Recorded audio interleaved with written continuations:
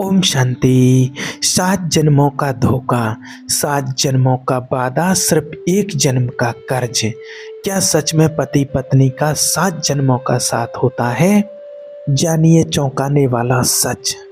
देखिए, 7 फेरे लेते वक्त जब पति पत्नी जो कस्में खाते हैं, मौत के बाद उनका क्या होता है? क्या आत्माओं की भी शादी होती है? जब मंडप में आग के चारों तरफ घूमते हुए एक लड़का और लड़की 7 जन्मों तक साथ निभाने का वादा करते हैं, तो वो पल बहुत खूबसूरत लगता है। उस वक्त ऐसा लगता है जैसे रिश्ता अब कभी नहीं टूटेगा, चाहे कुछ भी हो जाए, ये इंसान हर जन्म में मेरा ही रहेगा। फिल्मों ने, कहानियों ने और समाज ने हमारे दिमाग में ये बात इतनी गहराई तक बिठा दी है कि हम सच में मानने लगे हैं कि पति पत्नी का रिश्ता 7 जन्मों का होता है। लेकिन जब उसी इंसान की चिता जल रही होती है, जब उस 7 जन्मों के साथी का शरीर राख में बदल रहा होता है, तब वो आत्मा कहाँ होती है? क्या वो आत्मा शमशान में खड़ी होकर अपने साथी का इंतजार करती है? क्या मरने के बाद पति पत्नी फिर भी एक साथ रहते हैं या कभी मिल जाते हैं? अक्सर लोग सोचते हैं कि सच्चा प्यार कभी नहीं मरता और आत्माएं हमेशा जुड़ी रहती हैं। लेकिन शास्त्रों का एक ऐसा साफ और कड़वा सच है जिसे सुनने के बाद आपके पैरों तले जमीन खिसक जाएगी। ये सच इतना गहरा है कि इसे जानने के बाद आप अपने ही पति या अपनी ही पत्नी को एक बिल्कुल अलग नज़रिए से देखने लगेंगे। आज आपके साथ एक ही साथ रहने वाला इंसान असल में आपका है ही नहीं, तो फिर वो कौन है? वो आपकी ज़िंदगी में क्यों आया है? और मौत के ठीक बाद उस पवित्र रिश्ते का, उन 7 वचनों का आखिर होता क्या है? आज आपके सामने शास्त्रों के सत्य, वो रहस्य खोलने जा रहे हैं जो हर शादीशुदा इंसान को, हर प्रेमी को और हर उस इंसान को जानना चाहिए जिसे कभी किसी से प्रेम किया है। तो ध्यान से सुनिए, क्योंकि आज आपके कई भ्रम टूटने वाले हैं।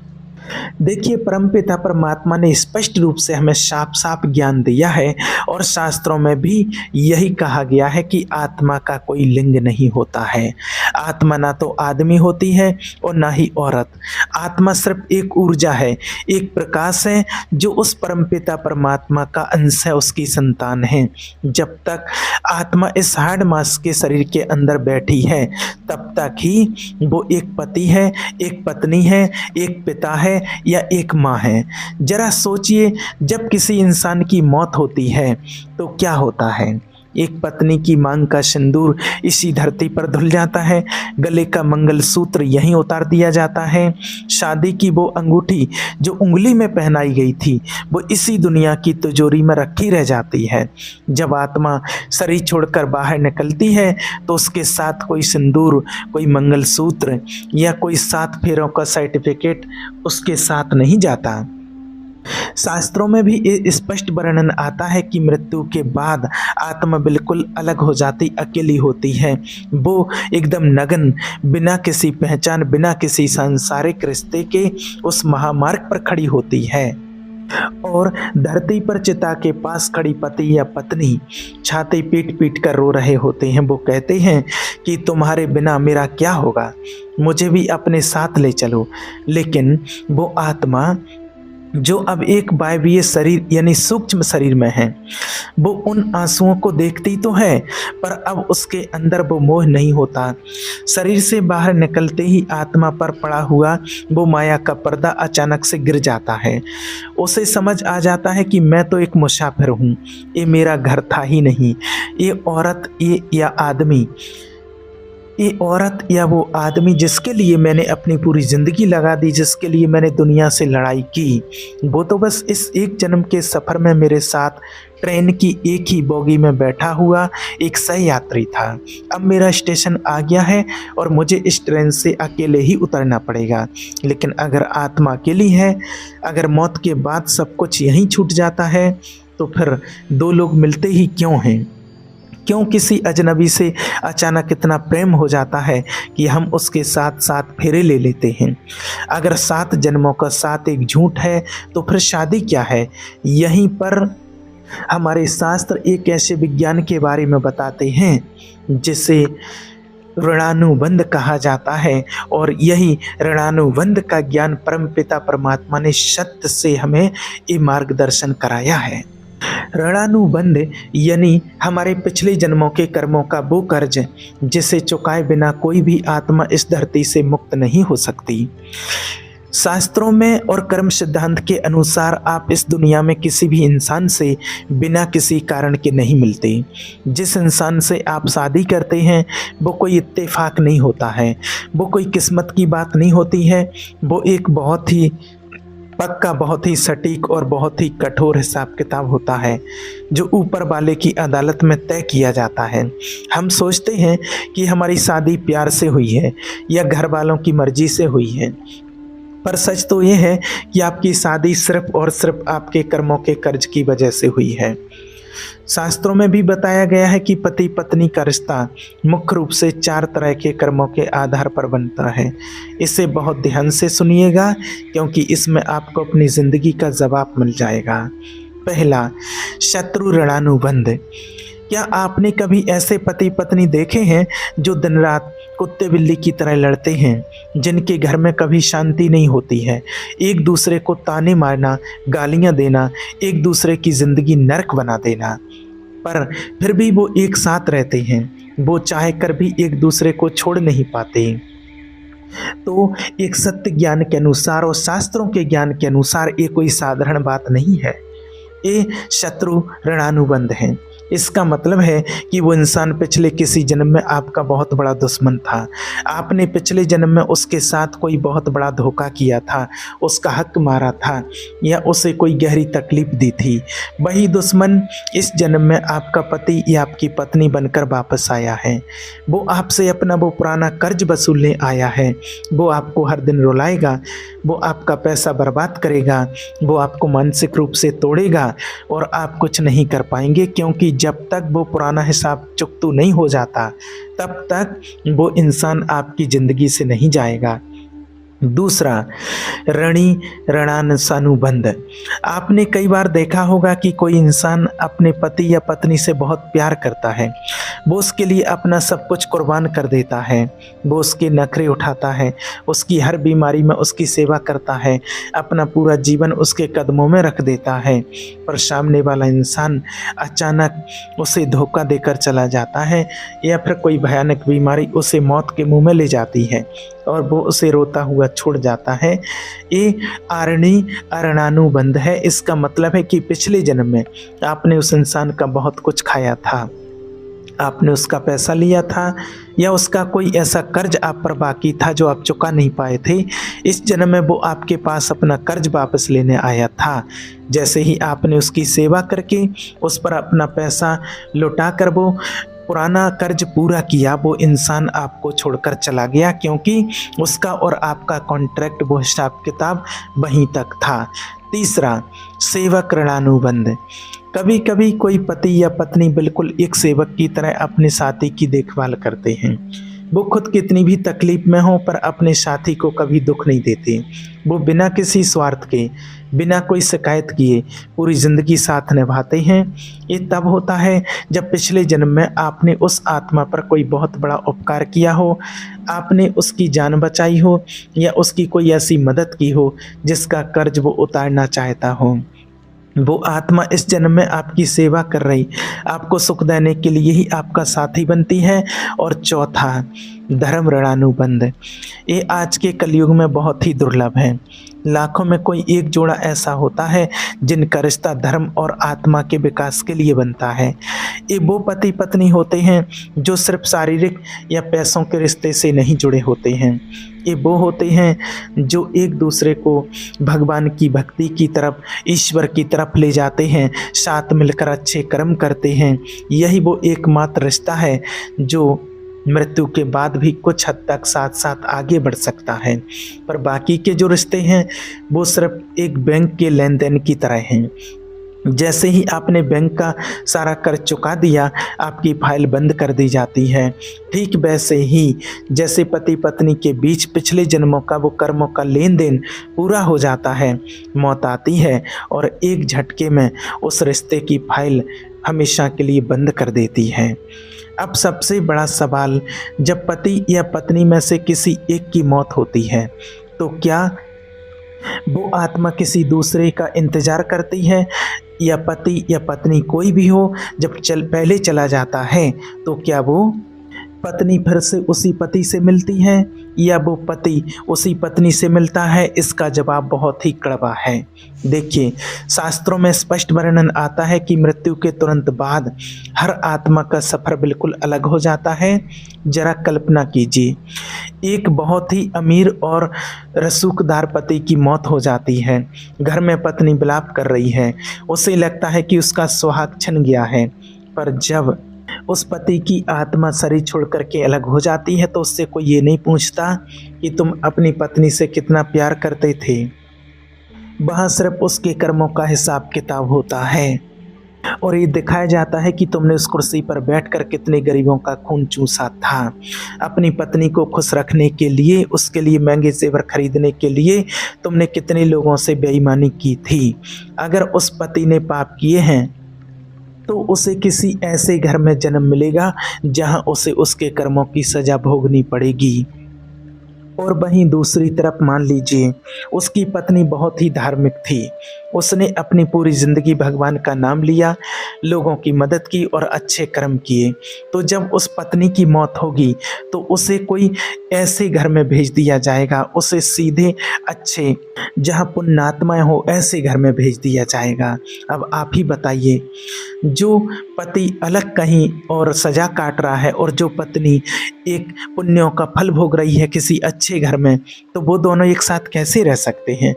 उनका 7 जन्मों का साथ कहाँ गया? सच तो ये है कि हर आत्मा अपने अपने कर्मों का बोझा खुद उठाती है। मौत के बाद कोई किसी का पति नहीं होता, कोई किसी की पत्नी नहीं होती है। आप वहाँ जाकर ये नहीं कह सकते कि मैं उसकी पत्नी हूँ, मुझे उससे मिलने दो। मृत्यु के बाद इंसानी रिश्तों की कोई ज़्यादा अहमियत नहीं होती है, वहाँ सिर्फ और सिर्फ आपके कर्मों की अहमियत होती है। लेकिन यहाँ पर एक बहुत बड़ा रहस्य छुपा है, एक ऐसा सच जो आपको अंदर तक डरा देगा। आप लोगों ने सुना होगा कि अंतमति सो गति, यानी कि इंसान मरते वक्त जिस चीज़ के बारे में सबसे ज़्यादा सोचता है उसका अगला जन्म उसी के आधार पर होता है। अगर 7 जन्मों का 7 सच नहीं है तो फिर लोग क्यों कहते हैं कि वो अगले जन्म में भी मिले थे? इस घटना को मोह और आसक्ति कहा जाता है। मान लीजिए एक पत्नी मर रही है, पर मरते वक्त उसका पूरा ध्यान सिर्फ अपने पति पर है। वो सोच रही है कि मेरे मरने के बाद इसका क्या होगा, इसे खाना कौन देगा, इसकी दवा कौन देगा। उसका मन पूरी तरह उस आदमी में अटका हुआ है। उसने भगवान का नाम लेने के बजाय मरते वक्त सिर्फ अपने पति का नाम लिया। तो प्रकृति का नियम क्या करेगा? वो आत्मा उस पति के मोह में इतनी बुरी फंस जाएगी कि मृत्यु के बाद वो उस आदमी के आसपास रहेगी थोड़ी देर, और जब उस आत्मा का अगला जन्म होगा तो वो उस इंसान के आसपास किसी न किसी रूप में जन्म ले लेगी। लेकिन ध्यान से सुनिए, जरूर नहीं कि वो अगले जन्म में फिर से एक खूबसूरत लड़की बनकर उसकी पत्नी ही बने। वो किसी भी रूप में जन्म लेकर के उसके घर में आ सकती है। हाँ, वो आत्मा उस इंसान के करीब जरूर रहेगी क्योंकि उसका मोह उसे वहाँ खींच लाया है, पर उनका वो पति पत्नी वाला रिश्ता हमेशा के लिए ख़त्म हो जाएगा।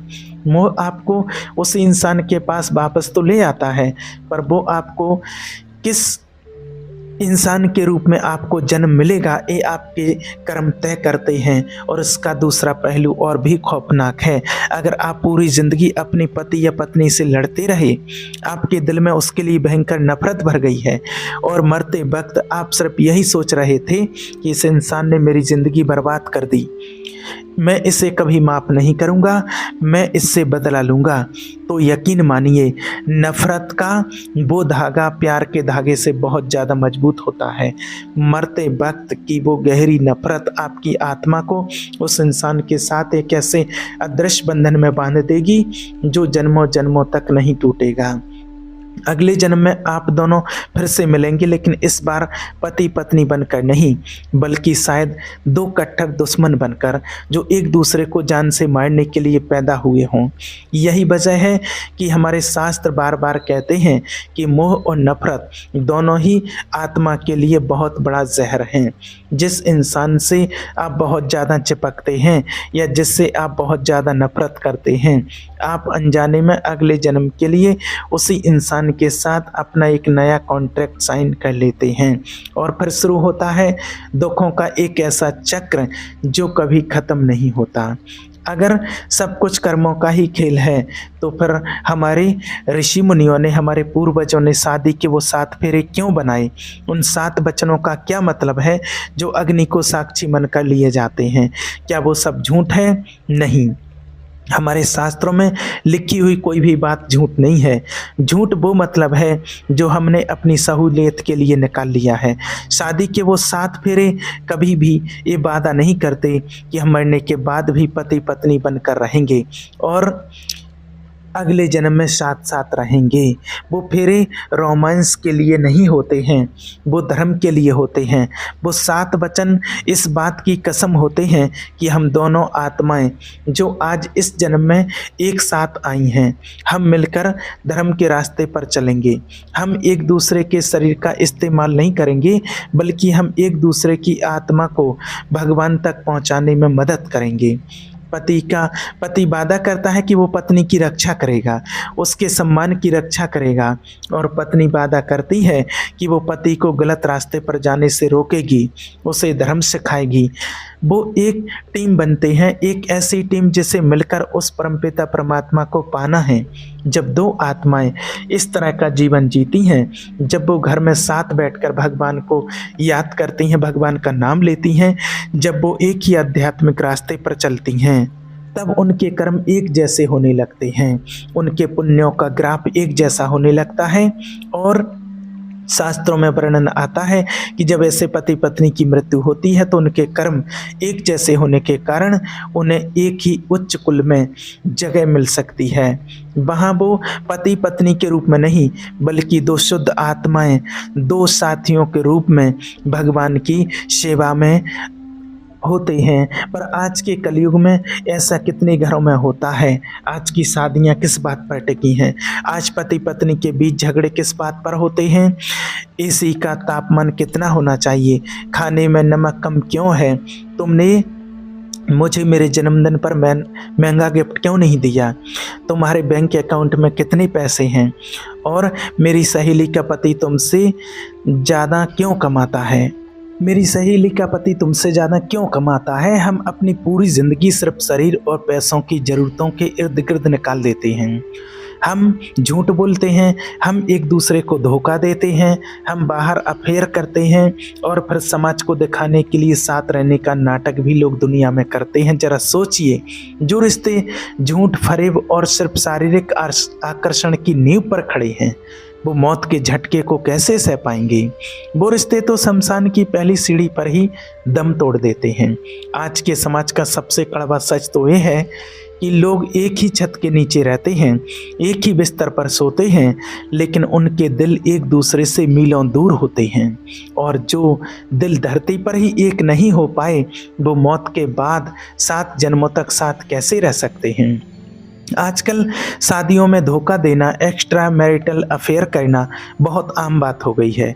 लोगों को लगता है कि कोई देख तो नहीं रहा, क्या फ़र्क पड़ता है। लेकिन एक सत्य सुन लीजिए, इस धोखे को सबसे भयंकर पापों में से एक माना जाता है। जब आप अग्नि देवता और भगवान को साक्षी मानकर किसी का हाथ पकड़ते हैं और फिर उसे धोखा देते हैं, तो आप सिर्फ उस इंसान को धोखा नहीं दे रहे होते हैं, आप पूरे ब्रह्मांड के नियमों को तोड़ रहे होते हैं। शास्त्रों में भी वर्णन आता है कि जो पति पत्नी जो पति अपनी पत्नी को धोखा देकर पराई स्त्री के पास जाता है, या जो पत्नी अपने पति को धोखा देकर किसी और के पास जाती है, तो मृत्यु के बाद और मृत्यु के पहले ही उन्हें ऐसी कठिन से कठिन सजाएं मिलती हैं, और मृत्यु के बाद उनको ऐसे ही घर में जन्म मिलता है जहां उसको उस पाप की बहुत कड़ी से कड़ी सजा भोगनी पड़ती है। फिर उनकी आत्मा तड़पती है, चीखती है, और उनको एहसास होता है कि हमने कौन सा पाप किया था। क्योंकि आपने उस शरीर की भूख के लिए एक पवित्र रिश्ते को कलंकित किया था, इसलिए वो सजा भी उसी शरीर और उसी आत्मा को भुगतनी पड़ती है। और सबसे डरावनी बात, वो इंसान जैसे आपने धोखा दिया था, वो अपने मन में आपके लिए एक बहुत गहरी बद्दुआ, एक बहुत गहरी नफरत लेकर मरता है, और वो नफरत आपको अगले जन्म में फिर से उसी इंसान के सामने ले जाकर खड़ा कर देगी। पर इस बार वो इंसान आपको इतनी भयानक तकलीफ देगा कि आप खून के आंसू रोएंगे, और आपको समझ भी नहीं आएगा कि आपके साथ इतना बुरा क्यों हो रहा है। तो फिर सवाल ये उठता है कि जब सब कुछ यहीं छूट जाना है, जब कोई किसी का 7 जन्मों का साथ ही नहीं है, तो हम अपनी ज़िंदगी कैसे जिएं? क्या हम पति या पत्नी से प्यार करना छोड़ दें? क्या सब कुछ छोड़कर सन्यासी बन जाएं? नहीं। देखिए, हमारे शास्त्र आपको ये भागने के लिए नहीं कहते हैं, वो आपको जागने के लिए कहते हैं। आपको अपनी शादीशुदा ज़िंदगी बिल्कुल वैसे ही जीनी है जैसे 2 समझदार मुसाफिर ट्रेन के एक ही डिब्बे में सफ़र करते हैं। जब आप ट्रेन में किसी अजनबी के साथ सफ़र करते हैं तो आप उससे लड़ते नहीं हैं, आप उससे प्यार से बात करते हैं, ज़रूरत पड़ने पर उसे अपना खाना भी देते हैं, उसकी मदद भी करते हैं। पर आपके दिमाग के एक कोने में ये हमेशा साफ होता है कि इंसान मेरे साथ मेरे घर तक नहीं जाएगा, इसका स्टेशन अलग है, मेरा स्टेशन अलग है। बिल्कुल यही सोच आपको अपने घर में रखनी है। अपने पति या अपनी पत्नी से बहुत प्यार कीजिए, उसका सम्मान कीजिए, उसके सुख दुख में उसके साथ मजबूती से खड़े रहिए। अगर वो बीमार है तो रात रात भर जाकर उसकी सेवा कीजिए, क्योंकि ये आपका धर्म है, ये आपकी जिम्मेदारी है जिसे आपने ईश्वर के सामने स्वीकार किया है। अपने फर्ज को निभाने में कभी कोई कमी मत छोड़िए, लेकिन अपनी आत्मा को, अपने मन को उस इंसान के अंदर मत फंसाइए, उसे अपना भगवान मत बनाइए, उसे अपना मालिक मत समझिए। अपने दिल के अंदर की वो जो सबसे गहरी जगह है ना, वहाँ सिर्फ और सिर्फ उस परमपिता परमात्मा को बिठाइए। चाहे आप परमात्मा शिव को मानते हो, आप श्री राम जी को मानते, श्री कृष्ण जी को मानते हो, या अल्लाह को मानते हो, अपनी आत्मा का तार सीधा उस ऊपर वाले परमात्मा से जोड़कर रखिए। क्योंकि जब मौत का वो आखिरी झटका लगेगा, जब शरीर साथ छोड़ देगा, और तब एक ऐसा समय आता है, तब ना तो आपका पति आपके आगे आकर खड़ा होगा और ना ही आपकी पत्नी आपको बचा पाएगी। उस वक्त सिर्फ और सिर्फ वो ईश्वर का नाम, वो आपका अपना कमाया हुआ पुण्य ही आपके काम आएगा। अगर आज आप एक बहुत ही खराब शादी में हैं, अगर आपका साथी आपको बहुत तकलीफ दे रहा है, आपको समझ नहीं आ रहा है कि वो ऐसा क्यों कर रहा है, तो आज के बाद उसे कोसना बंद कर दीजिए, अपनी किस्मत को रोना बंद कर दीजिए, एक गहरी सांस लीजिए और खुद से कहिए, यह मेरे पिछले किसी जन्म का कर्ज है जो मैं आज चुका रहा हूँ। मैं इसे रोकर नहीं, मैं इसे शांत रहकर चुकाऊँगा।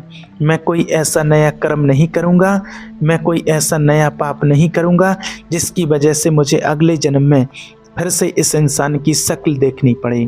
उसे मन ही मन माफ़ कर दीजिए, क्योंकि जिस दिन आपने उसे अपने मन से माफ़ कर दिया, जिस दिन आपने उस नफ़रत के धागे को काट दिया, उसी दिन आपका वो ऋणानुबंध, वो कर्मों का कर्ज कटना शुरू हो जाएगा, और आप अंदर से एक ऐसी अद्भुत शांति महसूस करेंगे जिसे दुनिया की कोई ताकत आपसे छीन नहीं सकती। पति या पत्नी से प्यार करो, अपना 100% दो, पर अपनी आत्मा का सौदा कभी मत करो। अपनी पहचान, अपने वजूद को उस ईश्वर के साथ रखो, क्योंकि अंत में इस सफ़र सिर्फ आपका है। आप अकेले इस दुनिया में आए थे एक रोते हुए बच्चे के रूप में, और एक दिन तुम्हें अकेले ही इस दुनिया से जाना है। लेकिन जो इंसान अपने मन की इस नफ़रत को, इस धोखे को बर्दाश्त नहीं कर पाता, जो इंसान किसी रिश्ते के टूटने के दुख में या पति पत्नी के भयंकर झगड़े में आकर अक्सर मौत को गले लगा लेता है, उसके साथ क्या होता है? अक्सर लोग सोचते हैं कि ऐसा करने से सारे दर्द खत्म हो जाएंगे, शांति मिल जाएगी। लेकिन शास्त्रों में वर्णन भी आता है कि जो इंसान ऐसा करता है उसकी आत्मा को कभी शांति नहीं मिलती है, उसको बहुत दुख होता है, बहुत तकलीफ होती है। इसलिए ऐसा करना तो दूर की बात है, आपको इसका संकल्प भी नहीं करना चाहिए और अपने साथी के साथ अपने जीवन में आनंदमय पल बिताना चाहिए, एक दूसरे का सच्चा साथी और सच्चा मित्र बनकर। ओम शांति।